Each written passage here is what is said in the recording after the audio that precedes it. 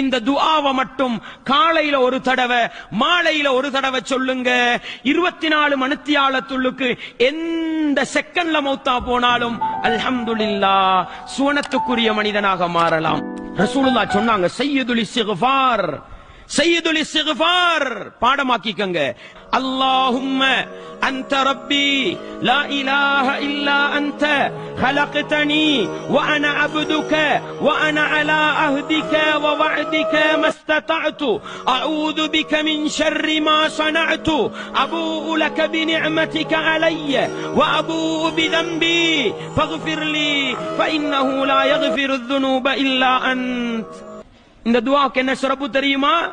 ரசூலுல்லாஹ் சொன்னாங்க, யார் இந்த சய்யிதுல் இஸ்திக்ஃபாரை காலையில் ஒரு மனிதன் உள உறுதியோடு ஓதுகின்றானோ அவன் மாலையாவதற்கு முன்னால் மரணித்து விட்டால் தஹலல் ஜன்னah.